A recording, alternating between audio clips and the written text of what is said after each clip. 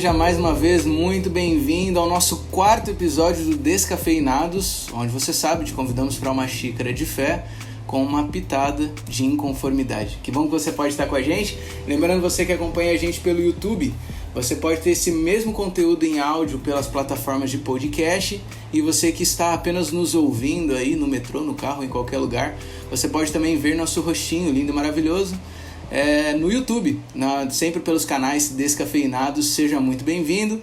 Meu nome é Dani Bravo, falo diretamente aqui do Espírito Santo, hosteando toda essa discussão, e eu apresento para você o nosso casting de hoje, mais uma parte da equipe para você poder conhecer. Começando, geralmente a gente começa pelas damas, hoje eu vou fazer exatamente o oposto, porque hoje é o dia delas. Então, André Masson, seja muito bem-vindo. Nós que estamos aqui completamente deslocados hoje. O Masson, diretamente de São Paulo, é líder religioso no centro de São Paulo. Seja muito bem-vindo. Boa, Dani. Prazer estar mais uma vez aqui com vocês para trocar essa ideia do tema de hoje. E tá hoje com pessoas novas também. Estou tendo o prazer de conhecer algumas, outras eu já conhecia, mas você vai apresentar ainda. Isso aí. Estou dividindo esse espaço hoje, estou muito bem acompanhado. É um prazer estar mais uma vez aqui. Muito bom, sem spoilers. E também temos aqui, você já conhece também na nossa casa, Marcele Fradeschi. Hoje certinho, hein, Marcele? Seja muito bem-vinda. Ela também diretamente de São Paulo também, que trabalha com desenvolvimento humano e comunicação. Bom ter você com a gente de novo, Marcele. Bom estar aqui de novo, Dani. Obrigada pela oportunidade. Estou feliz também com o nosso time. Hoje o nosso time está empoderado e eu estou mais feliz ainda. Primeiro episódio só tinha cueca e eu só de calcinha, mas hoje temos mais. É verdade. Nós estamos aumentando a nossa representatividade aí. É o teu segundo episódio, né, Marcelo? Isso, segundo. Masson, é o teu segundo também? Segundo, mano. Tava com a Marcele no primeiro lá. É verdade. Eu já Estávamos tô confundindo juntos. tudo. Beleza, mas agora nós temos aí as novas contratações da nossa equipe, que vai crescendo cada vez mais, e eu vou começar com ela, Moara Lima, diretamente de Brasília, ela que é advogada e professora. Moara, seja muito bem-vinda a esse episódio e ao Descafeinados como um todo. Muito obrigada, Dani. Um prazer estar aqui, ainda mais com uma equipe como essa. Eu tô até aqui nervosa, mas eu acho que vai dar tudo certo. Espero contribuir aí pro nosso debate, pro nosso crescimento. Estamos juntos. Que legal. Fica tranquila que você vai ver que, na verdade, não dá moral nenhuma esse time, tá? Com o tempo você vai ver que não é tudo isso, não. Mas temos também mais uma contratação internacional pro nosso time.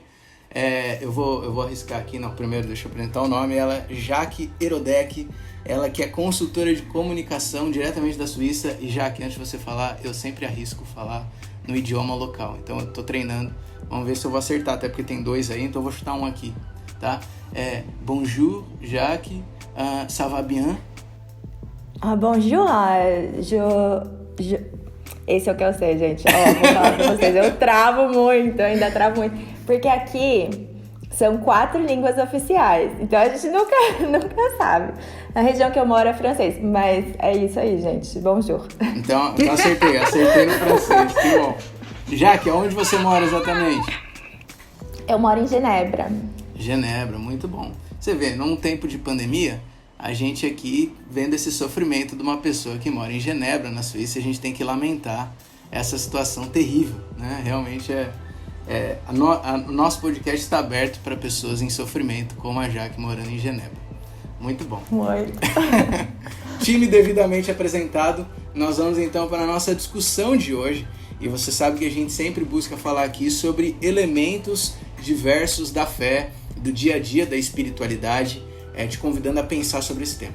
E o tema de hoje, ele é assim, como é que eu diria? Elementar, eu diria talvez, a diversas formas de fé, claro que se manifestando de formas diferentes, mas no cristianismo ele é muito presente. E tem tudo a ver com o período de pandemia que vivemos hoje. Hoje vamos falar sobre igreja e essencialidade, eu vou dizer assim. Igreja é essencial. Eu vou começar essa polêmica jogando no colo da Marcele. Marcele, igreja é essencial. Essa é uma afirmação ou uma pergunta? Depende do que você entende por igreja. Depende do que você entende por essencial.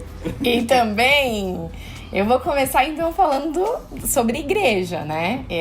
A gente trouxe muito em pauta essa semana essa discussão da igreja como um serviço essencial. Que aqui, pelo menos no estado de São Paulo, foi colocado igreja, né, como um serviço essencial. Tudo fechou, menos as igrejas fecharam. E o que foi considerado como essencial foi a igreja prédio, né? A igreja prédio como um serviço essencial. E aí, se você vai me perguntar, a igreja prédio é essencial? Eu direi categoricamente não.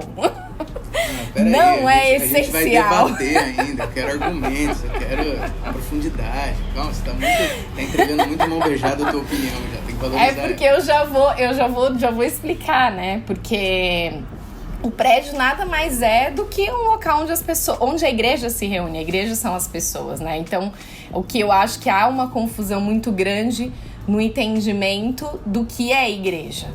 Muito também por conta, eu acho que, da própria prática do Antigo Testamento, em que as pessoas ainda associam a igreja ao santuário do Antigo Testamento, onde estava presente, onde aquele lugar, né, a Shekinah, a presença de Deus estava naquele lugar. E eu acho que ainda trazemos muito essa herança para os dias de hoje, como se aquele prédio habitasse a presença de Deus, mas a presença de Deus hoje está nas pessoas, né? A própria Bíblia fala que a gente que é a habitação do Espírito, a gente que é santuário de Deus. Então, se a gente, olhando para por esse prisma, que é o prisma correto, é o prisma bíblico, aí eu acho que igreja é essencial.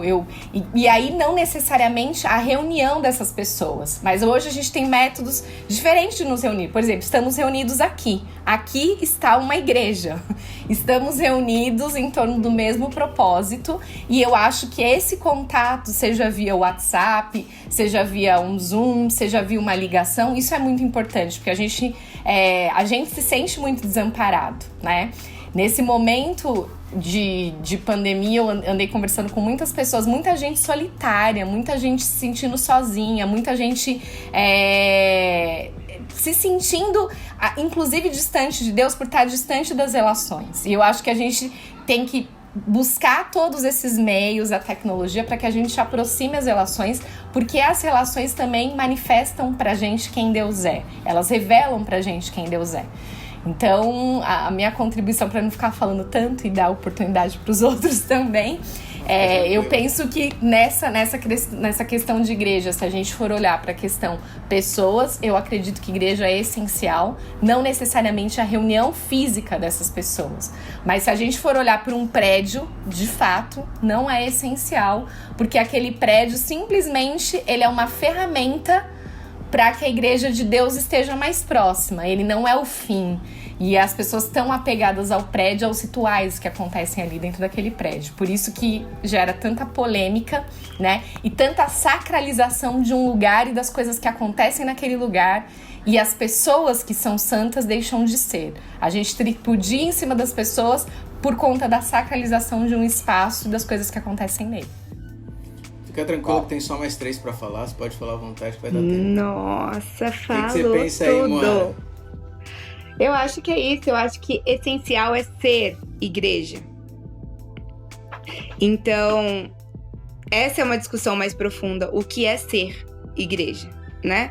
E a gente se perde nisso, porque é importante a gente se reunir, é importante a gente comungar, é importante a gente se encontrar para trocar ideias, sim, mas a gente pode fazer isso de diferentes formas. E até me lembro do próprio Cristo, ele não era muito tradicional, né? Ele gostava de se reunir por aí, nos montes, onde qualquer pessoa podia se achegar, não é? Independente da roupa que estava vestindo, independente de onde vinha. Era um lugar aberto, né? Por incrível que pareça. Se a gente tivesse seguido, assim, uma tradição de Cristo, estava até mais fácil a gente ainda conseguir se encontrar meio distante, mas ainda assim perigoso, então não, evitem, vamos manter aqui pelo Zoom, já que hoje o nosso monte pode ser a internet, não é? Então, mais democrático, eu tô aqui com a calça do meu pijama, blusa jeans parecida com a da Marcele, e é bem mais leve a gente se encontrar dessa forma. E é a única forma, né, Moara? Você tá em Brasília, eu tô em São Paulo. Eu me considero amiga da Moara, a gente troca bastante ideia. A gente né? nunca se conheceu, mas a gente é best. Pessoalmente ainda. E foi esse tipo de monte, foi o monte que fez com que eu encontrasse com a Marcele, foi o monte que fez com que eu encontrasse com o Andrei e agora com o Dani. A Jaque eu já conheço há muito tempo. Há muito tempo não, né, Jaque? Porque a gente é jovem. Mas assim, Verdade. pouco tempo. Mas a gente confunde ir à igreja com ser a igreja. Então, eu acho que é importante ir, mas não é mais importante do que vidas, não é mais importante do que cuidado, não é mais importante do que a empatia, não é mais importante do que liderar pelo exemplo. Então, como atividade essencial dentro da situação de pandemia que vivemos, da crise de saúde pública que nós estamos vivendo, eu acho que a gente deveria mandar um sinal claro para a sociedade e falar: a gente se importa mais com a vida das pessoas e estamos tentando ser igreja. Se todos os membros da nossa igreja batessem ponto no plantão de sábado, assim, só para conversar com quem tá se sentindo sozinho, é através da nossa boca e do nosso ouvido que a gente mostra a boca e o ouvido de Cristo. Mas daí a gente tá preferindo ir pra igreja sentar. A gente é muita gente, né? Porque eu já tô mais de um ano sem. Mas assim, a gente prefere ir pra igreja, sentar a 2 metros de distância um do outro, sem poder falar e ficar lá, assim, parado. Acho meio useless, sem propósito. Então, não vejo como essencial e acredito que essa bandeira foi politizada, né? Então, tem gente querendo ganhar voto, batalhando por decreto que diz que igreja é atividade essencial. Essa é a realidade do nosso país, no meu ponto de vista. E daí, fica a bomba aí pra vocês comentarem. Fica bom, foi ótimo. Teve um artigo que eu li no início da pandemia, em 2020, que me chamou bastante atenção, que tem a ver com isso que vocês estão falando, que diz que igreja deixou de ser um sinônimo e deixou de ser um substantivo e passou a ser um verbo. E talvez seja essa diferença que é o cerne da nossa discussão de hoje. Aí eu jogo pra Jaque e pro Maçom entrarem na discussão também. Como que vocês veem igreja como substantivo ou como verbo? Vou deixar o Maçom começar. Eu pulei as... Ai, isso porque a Jaque é filha de professora de português. Ela deveria começar. Ô, Jaque, não, assim, dá pra primeiro significar qual a diferença de substantivo isso que eu ia falar. de verbo? Primeiro me ajuda com o substantivo e o verbo. Eu ia fazer uma contribuição nada relacionado a essa questão muito interessante do verbo e do substantivo. Aí eu pensei, gente, já tô perdida. O que eu ia falar, já perdeu. Você vê que o host tá fazendo um bom trabalho quando o debatedor se perde na discussão. Fala, Maçom. Então, é verbo, né, cara? Igreja é ser, igreja é muito louco. Vocês estavam falando agora no início, e a Marcele e a Moara, e eu tava pensando tem um livro do Heschel que eu acho muito lindo, talvez uma das mais belas produções literárias sobre o sábado, que é o Shabá, super conhecido, e ele vai dizer assim, uma coisa super singela. Ele fala assim: antes de Deus considerar um lugar santo, ele considerou o tempo santo. Então, antes dele designar um lugar como santo, ele designou o tempo como santo. E ele faz uma análise sobre isso, uma reflexão que é mais ainda provocativa. Deus considera o tempo santo e não o lugar santo, primeiro, porque o tempo ele chega para todo mundo. O tempo ele não pode ser privatizado. O tempo ele não pode ser restringido a ninguém. O lugar pode ser privatizado. O lugar pode segregar pessoas. O lugar pode restringir acessos. O tempo não tem restrição de acesso. Então, assim, o lugar é um lugar ruim para ser santo, né? O tempo é um lugar muito mais importante. No tempo todos nós nos encontramos e ele chega para todos nós. E a concepção que a Marcele falou de lugar sagrado é uma concepção que vai na contramão daquilo que o cristianismo inaugura, né? Em Cristo Jesus e nos apóstolos. Mas isso é uma discussão para mais para frente. Então, assim, obviamente é mais um verbo, é ser, é estar. E ontem eu falando virtualmente com a minha igreja, eu disse assim, quando quando Ele voltar, que Ele nos encontre alimentando o pobre, visitando o preso, que Ele nos encontre cuidando dos enfermos, que Ele não nos encontre sentados nos bancos das igrejas, porque aí a gente tem uma grande chance de fazer parte daquele outro grupo que Ele vai dizer: apartai-vos de mim. A igreja é um grande caixão espiritual. Ela passa a ilusão de que as pessoas estão salvas porque batem cartão ou porque frequentam. Então eu tenho um problema muito grande com a igreja como lugar, muito grande, porque eu vejo a inércia que ela promove nos meus membros, naquelas pessoas que eu pastoreio, porque elas acham que ser cristão é vir congregar nesse lugar, e eu estou nesse lugar inclusive, né? Eu estou na minha igreja aqui, nos dias de culto. Então é verbo, respondendo é verbo, deixa a Jaque falar agora. Não, eu tô pensando, porque assim, eu sou essa pessoa que acompanha as discussões da internet, gente, já me julguem, mas outro dia eu tava vendo uma discussão justamente quando foi anunciado, né, que as igrejas seriam consideradas essenciais nessa pandemia que a gente está vivendo, de uma discussão de um pastor que pastoreia várias igrejinhas e inclusive igrejinhas pequenas em comunidades. Eu sou de São Paulo, imagino que muita gente, mesmo que não seja de São Paulo, conhece a realidade de São Paulo. E ele estava falando que é muito difícil para ele, por exemplo, numa realidade onde a pandemia para muitas pessoas dessa comunidade é uma coisa que não exista, porque ela existe, mas não faz sentido, porque são pessoas que não podem ficar em casa e encontram no ir à igreja como a única razão. Exato.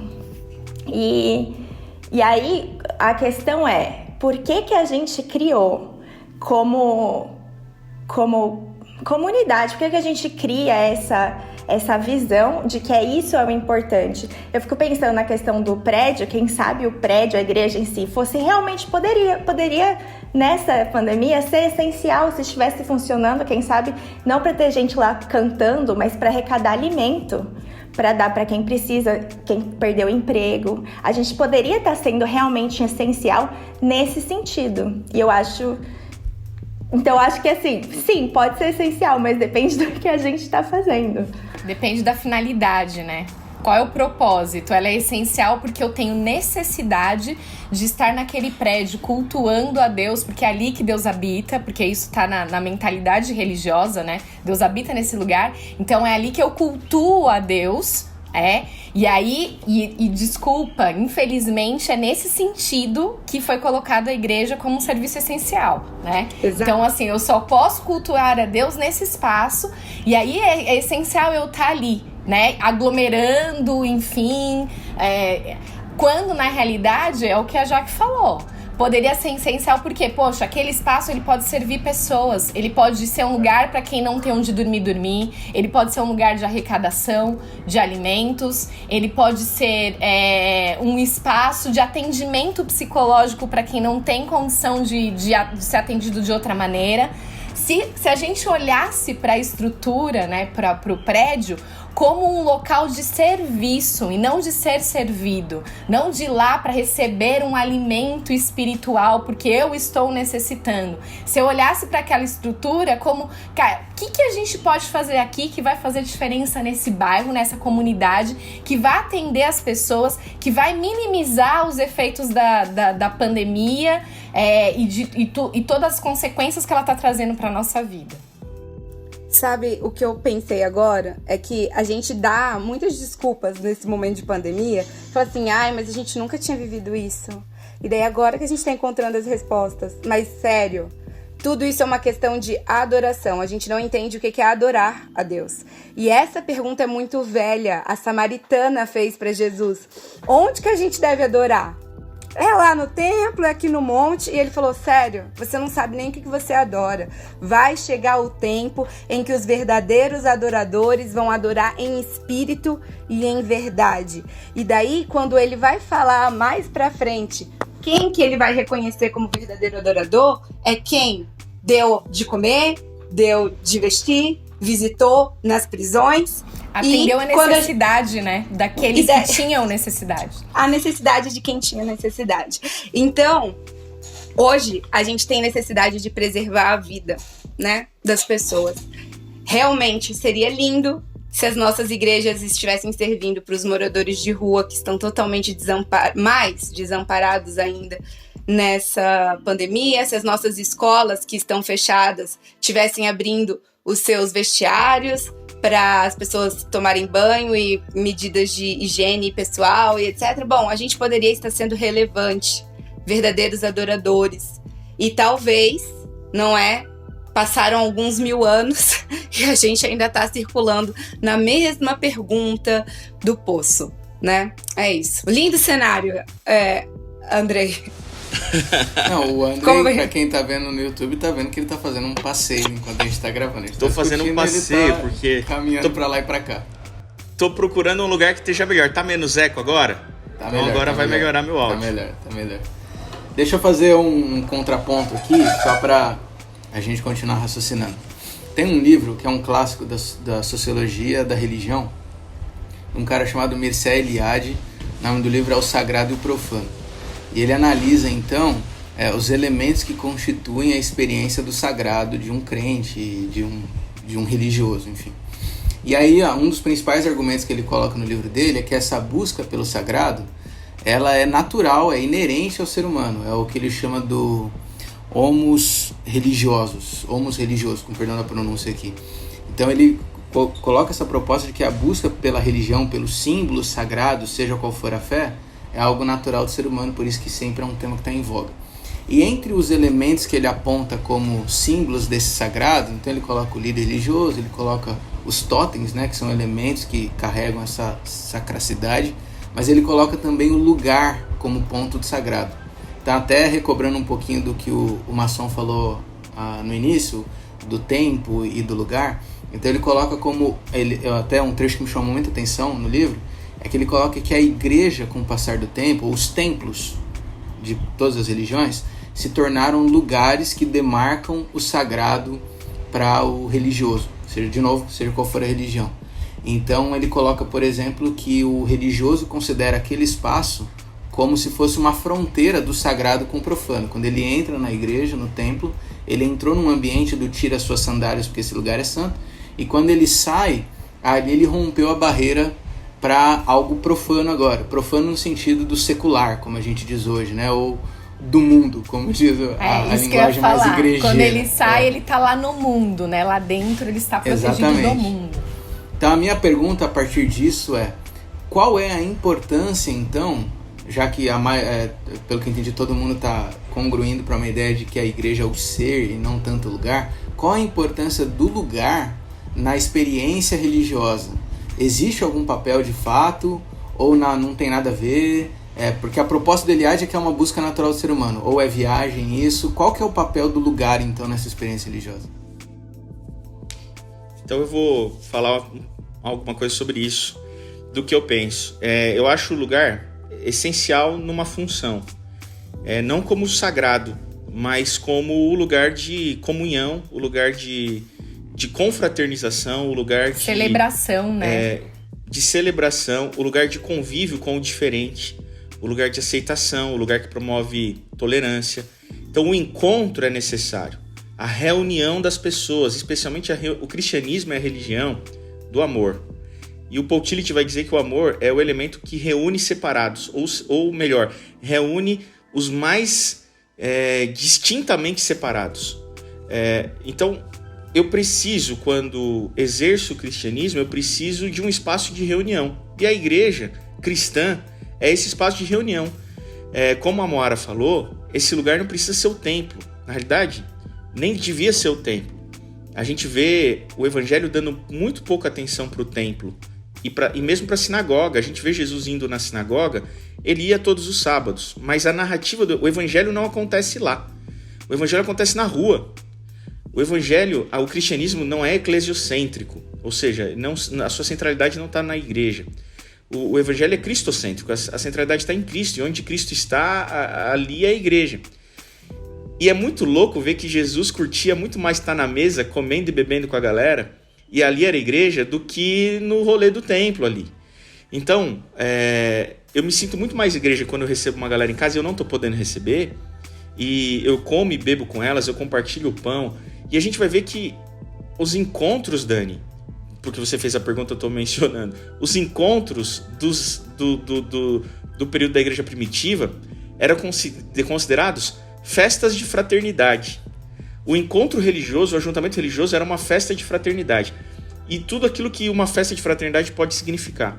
Era a festa da irmandade. É comida, é beber, e tinha doutrina, tinha palavra, tinha oração, mas não faltava comida e bebida, cara. Então, o contexto é muito diferente daquilo que a gente entende hoje por igreja e lugar santo. Há uma razão para isso. O judaísmo vai valorizar o lugar, porque claramente Deus estabeleceu o lugar como um lugar santo ali naquele momento. E quando chega o cristianismo, e o cristianismo rompe com esse modelo, ou seja, a referência litúrgica, a referência do sagrado lugar no cristianismo muda em relação ao judaísmo, mas os primeiros apóstolos que eram judeus tiveram grande dificuldade de aceitar essa mudança, e não fosse Deus permitir que no ano 70 o templo fosse destruído, talvez até hoje os cristãos ainda estariam indo ao templo e oferecendo sacrifício. Com isso, recusando e negando tudo aquilo que significou o sacrifício de Jesus na cruz. Ou seja, a sacralidade do lugar e a sacralidade da liturgia desse lugar e dos rituais passa por, em alguma instância, ser uma negação daquilo que Cristo fez. Olha que louco. E quem vai resgatar esse lugar depois da destruição do templo é a igreja quando se une ao poder romano. E aí não estou fazendo nenhuma referência a crítica a isso, mas o ajuntamento de pessoas era muito grande, então o imperador fala assim, vamos usar as basílicas, os fóruns, os lugares de encontro civil, para que as pessoas se reúnam em maior espaço. E nesse lugar de ajuntamento grande, esse lugar começou a ser mais uma vez sacralizado e começou a trazer à tona de volta a concepção do templo, do sacerdote, aquilo que com o cristianismo tinha sido desconstruído por necessidade, volta com o catolicismo, o culto volta a ser um sacrifício, ou melhor, o púlpito volta a ser um altar, o culto volta a ser um sacrifício, o líder religioso volta a ser um sacerdote, o lugar volta a ser um templo. Isso não é... Dessa maneira, André, desculpa só fazendo um parênteses na nossa fala, dessa maneira esvazia o verdadeiro significado de igreja que Jesus implantou ali, né? De estar entre pessoas... Duas coisas, Marcele. Fala. Quando eu penso assim, eu quebro duas coisas. A primeira é o sacerdócio de todos os santos, e que a igreja está em nós e onde nós estamos, porque eu devolvo a figura do sacerdote como o intercessor ou o mediador da espiritualidade. E para um grupo de cristãos que creem que existe um santuário celestial, e aí é uma questão para um outro podcast, quando eu digo que esse lugar aqui que eu tô na igreja que sou pastor, que esse lugar aqui é um templo e um santuário, eu estou usurpando o santuário que agora está no céu. E eu estou fazendo uma contrafação a uma das mais importantes doutrinas distintivas da minha fé particular, da denominação que pertenço. Então, especialmente para minha fé e para a denominação que pertenço, ou seja, para os adventistas, considerar a igreja um templo é algo que soa absurdo, porque usurpa aquilo que nós consideramos que está no céu. Apocalíptico. Então, é drástico. Então, a consideração do Dani, em resposta à consideração que o Dani fez, ou à provocação que ele fez, é isso que eu já falei. Bom, já falei muito também. Vai, segue o jogo. E aí, ninguém vai completar essa ideia? Ué, se não seguir o jogo, eu continuo também, não tem problema. Ué, achei que todo mundo ia falar agora. Então eu vou falar só mais uma coisa, ó. Sobre o decreto, na boa, eu não vou entrar na área da Moara porque eu sou leigo total, mas até fica uma curiosidade, a Moara pode ajudar a gente. Mas é o seguinte, antes de o governador de São Paulo, no caso que a gente está vendo o contexto atual, ter colocado por uma pressão da bancada da Assembleia Legislativa do Estado, bancada religiosa, e uma pressão obviamente política, dele ter colocado as igrejas como um serviço essencial, antes de ela ser serviço essencial, a igreja, há uma preocupação dos crentes, e eu lido com isso com os membros da minha igreja, de dizerem assim, pastor, mas a gente não pode, a gente está ferindo o artigo principal da liberdade religiosa, da Constituição, ou então a gente está indo para um caminho que abre brecha para que em algum momento eles fechem as igrejas. Ou então uns já dizem assim, pastor, fechar as igrejas é um cumprimento profético escatológico. Eles estão fechando as igrejas. Em nenhum momento as igrejas foram fechadas. O que foi restrito foi o ajuntamento de pessoas para a prática do culto, por tempo determinado. dizer que a pandemia no Brasil fechou as igrejas é uma ofensa tremenda para os missionários que vivem em países onde de fato a religião é proibida, ou o exercício da fé é proibido. Você dizer que aqui no Brasil a gente está fechando igreja, é bizarro. As igrejas não foram fechadas, elas foram a igreja continua existindo.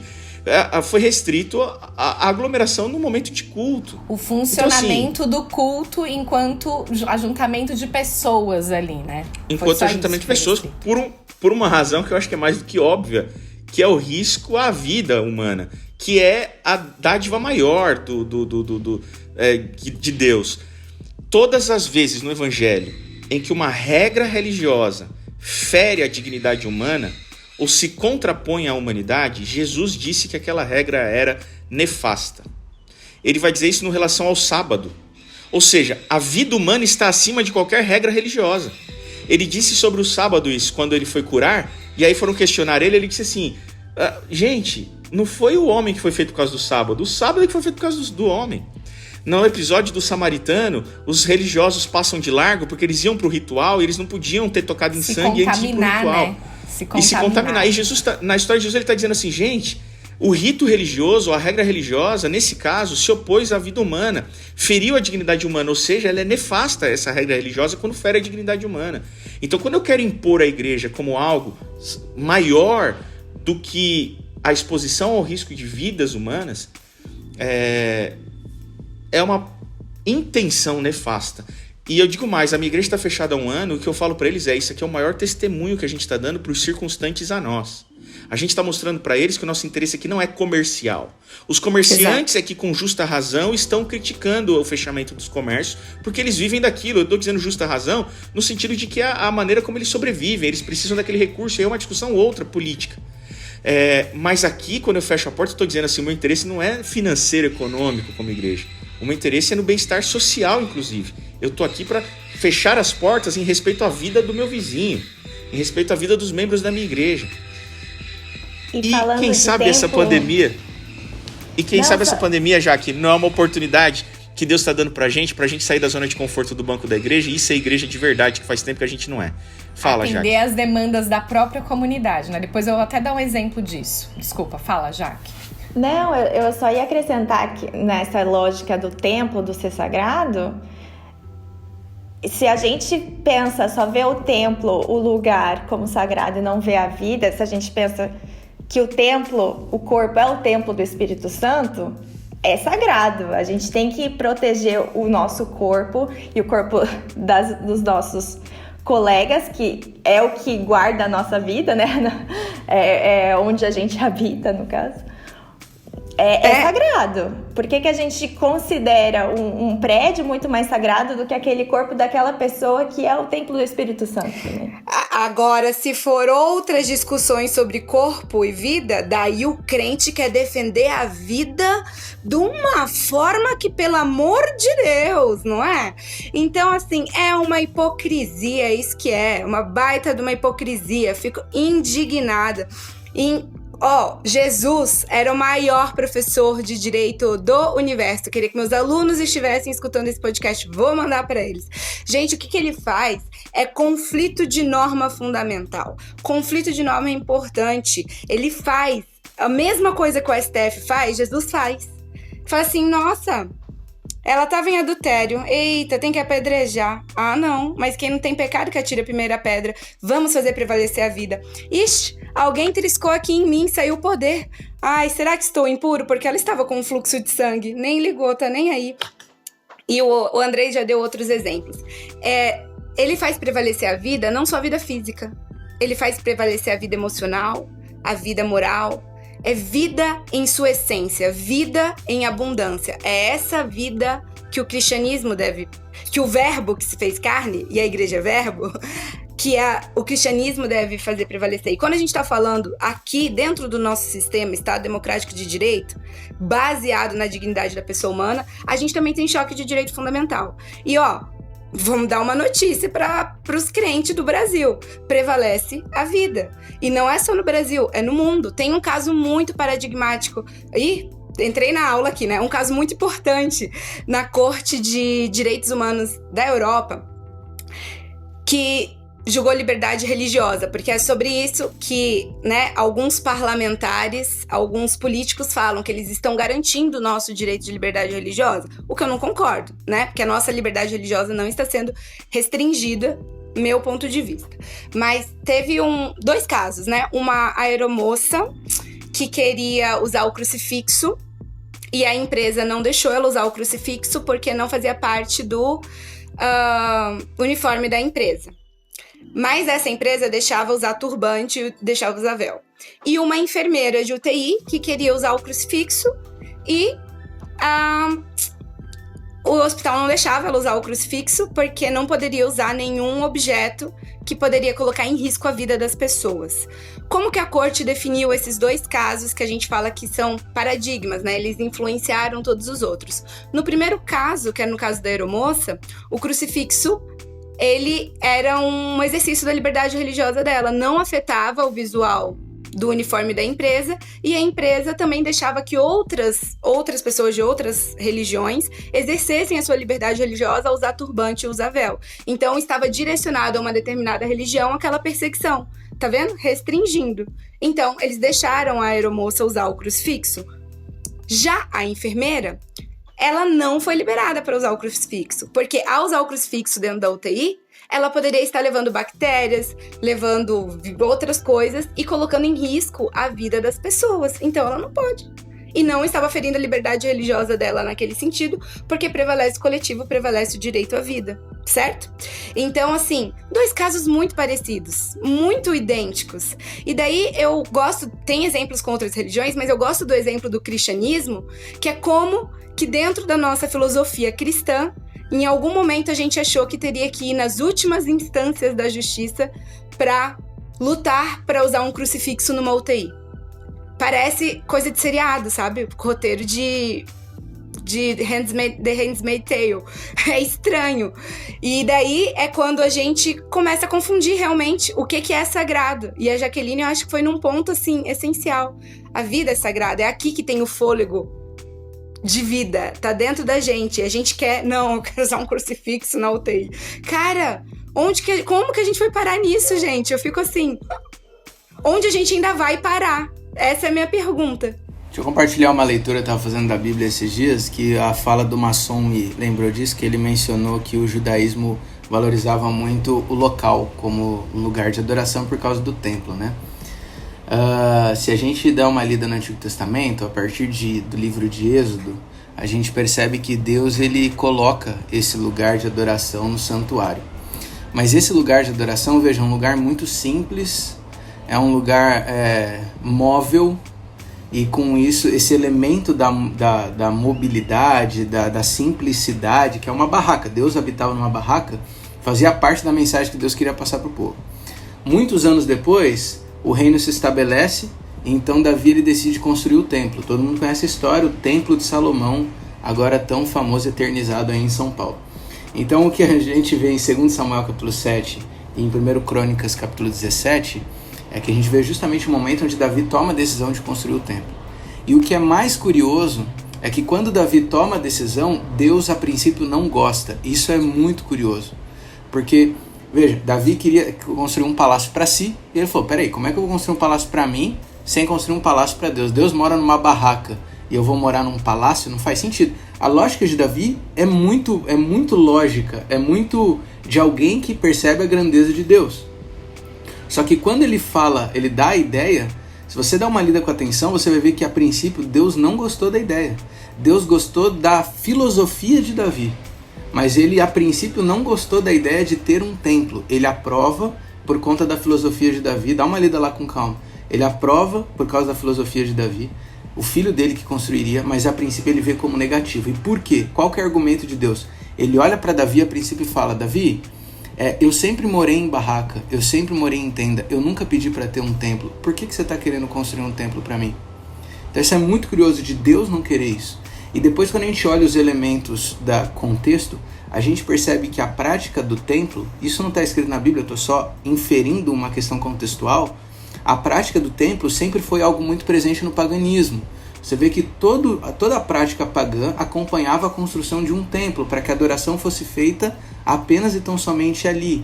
Então é possível, tal qual o reino de Israel quis ter um rei se baseando nos outros reinos, é possível, por que não, que esse contexto possa ter influenciado a filosofia de se Deus é tão grande, eu preciso ter um templo grandioso para ele. Deus tolera, ou seja, Deus permite, Deus gosta da filosofia, mas você percebe claramente que Deus nunca pediu e a princípio ele não disse como algo positivo. A princípio ele coloca como negativo porque ele destaca que ele queria ter a mobilidade que a tenda oferece para ele, porque então ele estava com o povo em todos os lugares.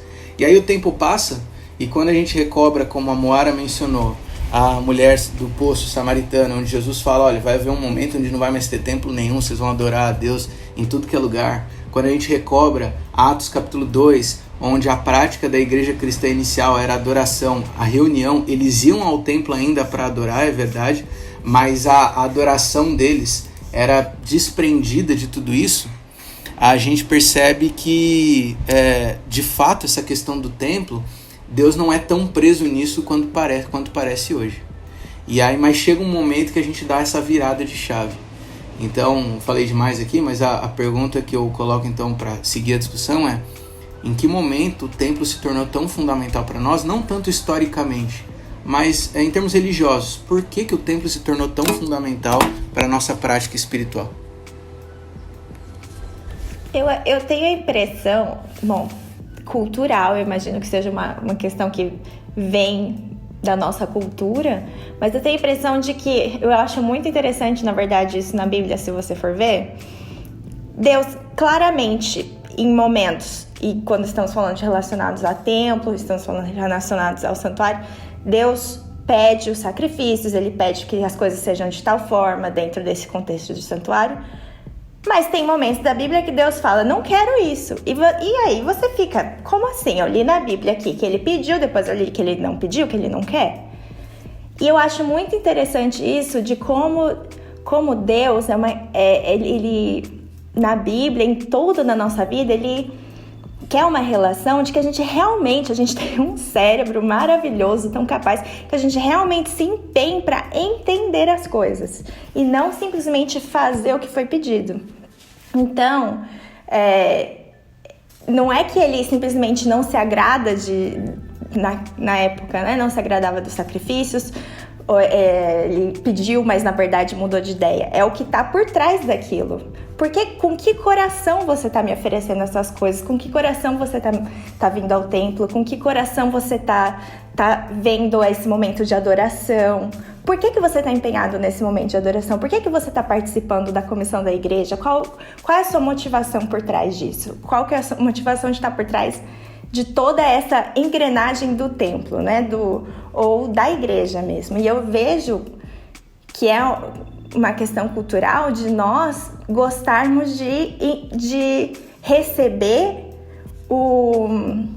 a conduta, como que você deve se conduzir, por que isso é importante, sem se perguntar o porquê, por que eu devo fazer aquilo. Então, a gente começa a ver que várias coisas, a Bíblia dá vários insights disso, de que é importante, várias vezes, quando Jesus discutia com os fariseus, ele não simplesmente dizia o que você está fazendo errado. Às vezes ele simplesmente concordava com os fariseus em questões técnicas, mas falava o motivo por trás está errado, e é por isso que o que você está fazendo é errado. A história do bom samaritano é isso, né? Eles concordam sobre a lei, né? Que a lei é o próximo. Daí ele vem e conta a história, e daí, poxa, quem entende a lei não tá amando o próximo. Eu acho que Deus, ele se incomoda com vasos vazios, sem óleo, sabe? E é basicamente essa armadilha de de ter apenas uma igreja e não ser igreja. E ela é uma armadilha confortável, como o Andrei falou, a gente se conforma, né? E ali a gente se reúne entre diferentes e entre iguais, e a gente se padroniza e a gente vai anestesiando a nossa mente dentro daquele ambiente seguro, dentro daquela bolha. Só que eu acho que ela é necessária, eu acho que é uma forma de organização natural da humanidade. O ser humano gosta de se reunir, gente. Ele gosta de se reunir ou em igreja ou em Rock in Rio. Ele se reúne, Senhor Jesus. Não tem nenhum... Ou nos dois. Ou nos dois, né? Gosto. Então, assim... O pastor, ele tipo, meu Deus, o que aconteceu? Eu acho que a luta aqui, né, a discussão não é se a gente deve parar de se reunir ou não. Eu não vejo a hora da gente voltar a se reunir. Eu queria que todo mundo tivesse vacinado e esse vírus não existisse, se saia coronavírus, não é? Pra gente poder se reunir. Eu fico preocupada com a forma, apesar de me possibilitar conhecer a Marcele, rever e falar com a Jaquinha toda semana, que tá lá na Suíça, e me conectar com o André e com o Dani, eu não vejo a hora de voltar a me reunir. Eu me preocupo com a forma com que eu tô me reunindo também, porque apesar de ser um monte, eu tô me juntando no... O monte é muita gente, né? Então a gente vai fazendo uns grupinhos e eu tô num grupinho de iguais. Eu confesso isso. Eu sinto falta de poder conviver com os diferentes, de exercitar minha tolerância, do amor. Amar quem a gente ama é fácil, né? Amar quem a gente gosta, tranquilo. Eu quero exercitar, amar o diferente. E tá tendo menos oportunidade, né? A gente tá se afastando. E eu acho que a reunião de pessoas, a igreja, ela proporciona isso. Mas a gente tem que realmente repensar a igreja. Porque ela pode proporcionar isso, mas dentro do sistema, pelo menos da minha experiência religiosa, o que ela me proporciona é que ela não tolera o diferente. Então, quando você é o diferente dentro dessa estrutura religiosa, eles vão te forçar até você estar dentro do padrão. E daí é a mesma coisa do que a internet, né? Você só fica com os iguais. Então, eu gosto, né, da reunião de pessoas. Eu acho que ali está realmente o alivio dos fardos uns dos outros. É ali que eu consigo estender a minha mão, é ali que eu consigo ser igreja também, né? Não só ali, mas ali eu também consigo ser. E eu acho que ela é inevitável, ela é importante, a gente sente falta dela. Mas ela não é essencial, ela não é a única forma, não é o único instrumento. E eu acho que é importante... Desculpa. Pode falar, é isso. Que conclua primeiro. Eu só tava falando mais porque eu tava assim, ninguém vai me interromper, meu Deus do céu. Já tava com o olhar de desesperada já. Tô repetindo a mesma coisa, galera. Eu tô praticando a gente isso tá de não interromper, porque eu interrompo muito.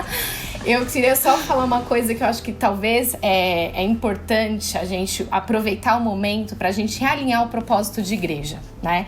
Eu gosto muito de falar isso, o André com certeza já me ouviu falar, que eu acho que é importante a gente olhar para a concepção da palavra igreja, que ela vem do termo eclesia, que significa agrupamento de pessoas, não tem a ver com um prédio. O prédio simplesmente ele é uma ferramenta, um local de reunião, né, desse agrupamento de pessoas. Faz o parênteses, Moara. Parênteses, gente.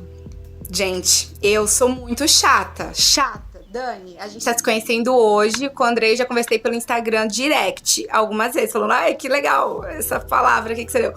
Então, assim, eu sou chata, gente. Daí tô eu na minha igreja, antes de pandemia, as pessoas fazendo uma campanha pra construir uma igreja. Um templo, né? Pra construir um templo em um determinado país aí fora, carente.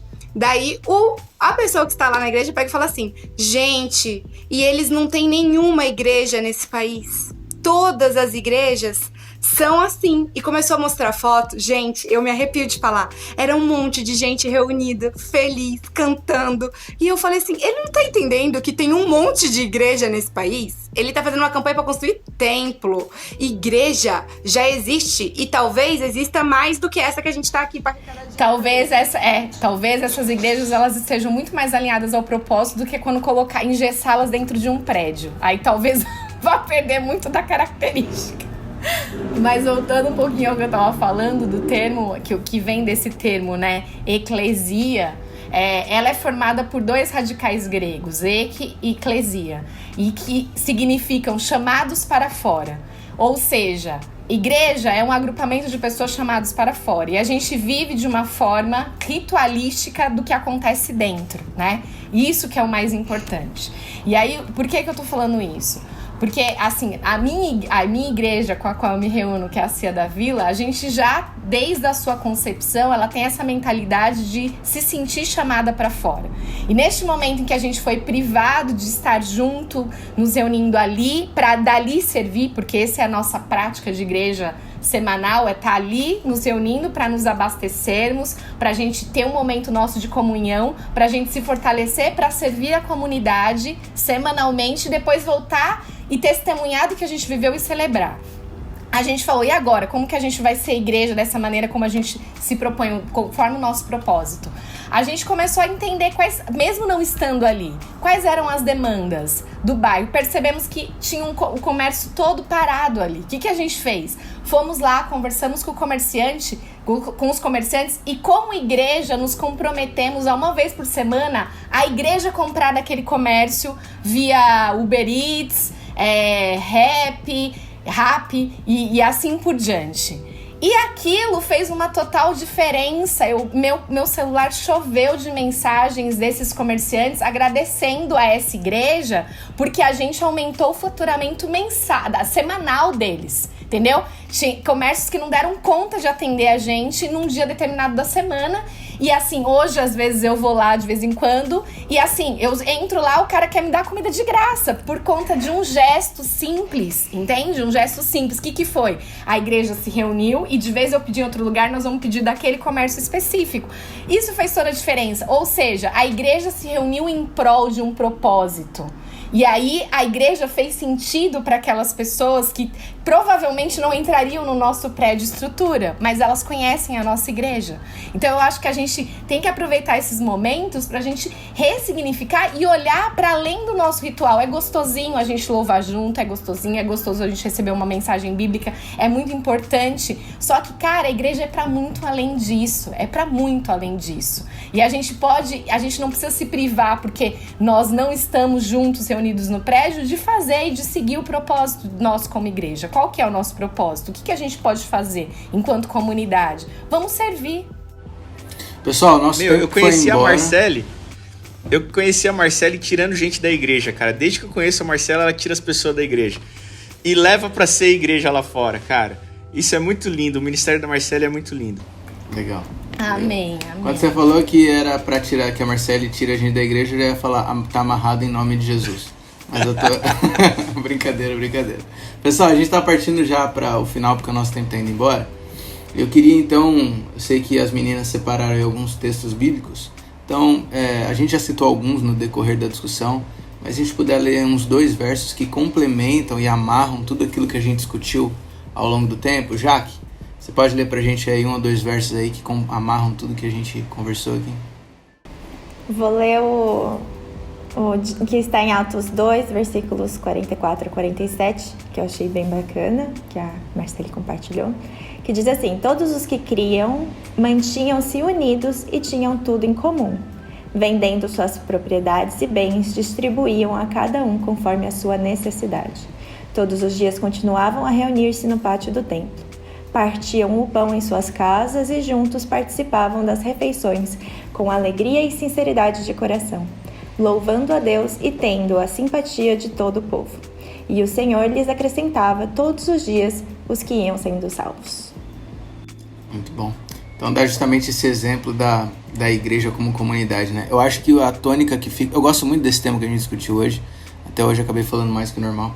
Mas eu acho que a tônica que fica do que a gente discutiu aqui, pelo menos foi o que eu tirei pra mim aqui, é que o problema não é o lugar em si ou o templo em si. O problema é quando a nossa espiritualidade se resume e se foca nisso, né? Como líder religioso, pastor que eu sou, o maçom também todo mundo envolvido aqui em termos de liderança, de pessoas, eu percebi muito na prática gente que nesse período de igreja fechada, no sentido de não poder estar se reunindo ali para o culto, que a fé esfriou. E eu não estou falando da nossa percepção, a própria pessoa se interpreta de que a sua fé esfriou, amornou, a espiritualidade que ela praticava com mais intensidade, agora ela sente que ficou em segundo plano, etc. Então eu acho que essa experiência que a gente está vivendo, ela revela pra gente 2 coisas. Primeiro, como o maçom falou lá no início, nos dá a oportunidade de repensar o que é de fato o papel da igreja. Como todo mundo falou aqui o tempo inteiro, nos dá a oportunidade de pensar mais para fora, de sair das 4 paredes e descobrir que igreja é mais verbo do que substantivo. Mas eu acho também que a pandemia, de certa forma, nos deu a oportunidade de perceber o quanto que a gente, por estar preso só nas 4 paredes, resumiu a nossa espiritualidade a isso. Eu vou resgatar a citação que eu fiz do Eliade lá atrás, de que a igreja é como se fosse o lugar santo. Então é uma fronteira, eu piso no lugar santo, piso no lugar não santo. E muitas vezes a espiritualidade de muita gente começou a se resumir a isso. Na igreja eu sou espiritual, eu tenho fé. Fora desse templo, a fé já não faz parte da vida mais, a igreja já não tem mais nada a ver, se resume àquele lugar. Então, de certa forma, a pandemia nos provocou a também abrir, não só sair do prédio em si, mas abrir a nossa cabeça para a fé de 4 paredes. Quando eu uso a igreja, talvez, pelo menos é o que eu tirei para mim, né? Quando eu uso o templo para servir lá fora, seja com benfeitoria, com assistencialismo, ou mesmo com a pregação do evangelho, que faz parte também da ajuda que a gente pode oferecer, levar a esperança, me parece que aí o prédio faz algum sentido. Agora, quando eu uso esse prédio para me fechar lá dentro e resumir a minha espiritualidade ali, é quando eu descubro que quando a igreja fecha, já não tem mais fé. A fé acabou e a igreja não existe, né? Enfim, essa é a minha consideração final. Alguém queria compartilhar alguma consideração final aí pra gente poder encerrar? Eu quero. Deixa eu abrir aqui. Eu só ia dizer que não, realmente é um momento que faz a gente parar de pensar na igreja como um clube, né? Um lugar onde a gente frequenta, a gente gosta de ir lá encontrar os amigos, e é isso, e tem essa, talvez seja psicológico, nessa sensação de que você está tendo um momento espiritual, porque tá todo mundo cantando um hino no mesmo tom. Ou não no mesmo tom, no meu caso. Ou não.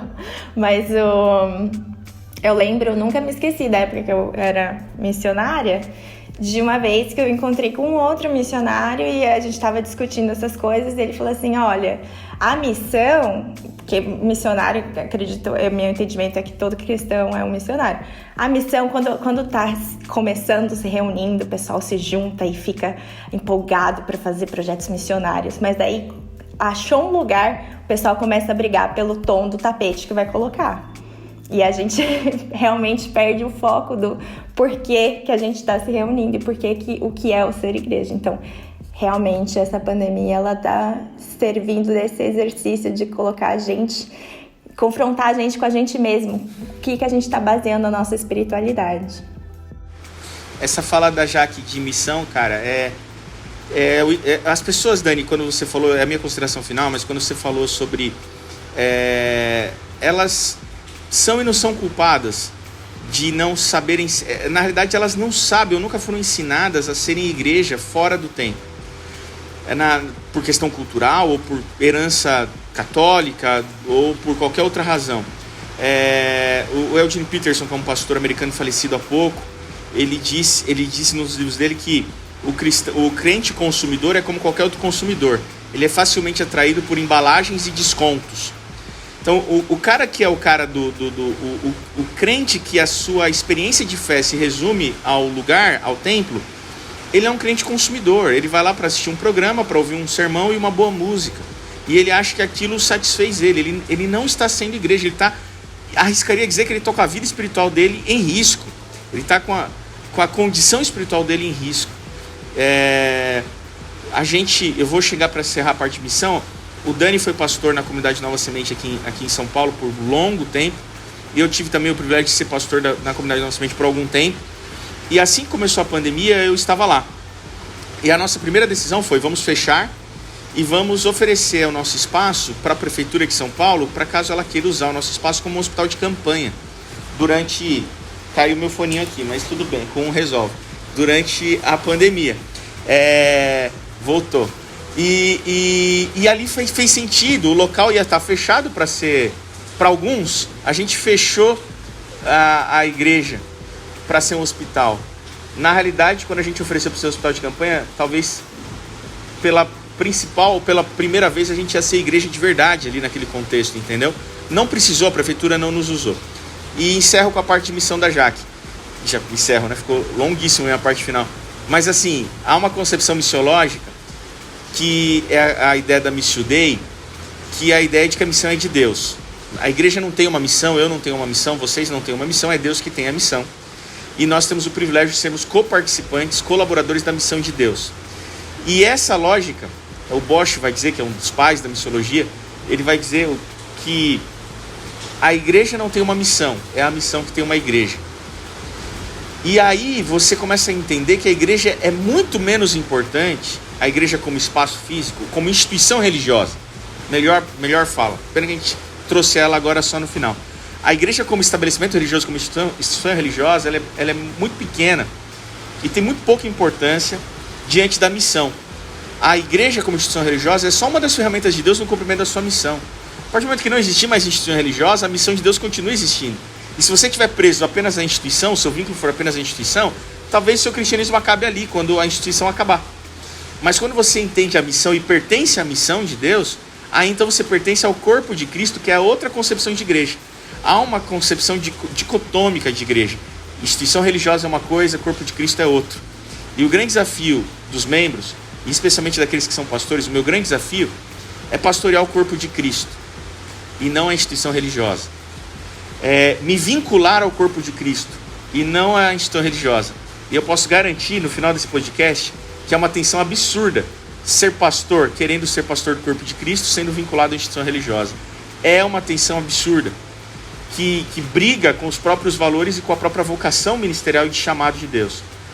Mas eu tenho certeza que a gente ainda está no caminho certo e a gente tem uma geração toda que está começando a entender muito melhor isso. E participar de uma conversa como essa com vocês acalenta meu coração de saber que o corpo de Cristo vai prevalecer em relação à instituição religiosa e que a missão de Deus vai se cumprir porque é dele, não é nossa, a gente participando ou não. E a igreja faz parte disso, o local faz parte para a gente celebrar o que a gente faz na rua, para a gente confraternizar, para a gente comer junto, para a gente se reunir, para a gente comungar com o diferente, para a gente trocar, mas não como condição para a salvação do crente ou coisa do tipo, ou como um lugar sacro. Isso já passou, isso não é do cristianismo. Acho que é isso que eu tinha para dizer de final aí. Já pode ser um podcast à parte, viu, Dani? Esse final meu aqui foi no bônus. Eu já anotei porque a gente já está fazendo uma lista de temas para os próximos podcasts que vão surgindo da discussão mesmo. Quero agradecer a todo mundo por ter participado de mais esse debate. Quero agradecer a você que acompanhou a gente até esse final. Eu espero que tenha sido produtivo aí para você, para sua reflexão e para sua vivência da espiritualidade. Nos encontramos no próximo podcast. Até o próximo.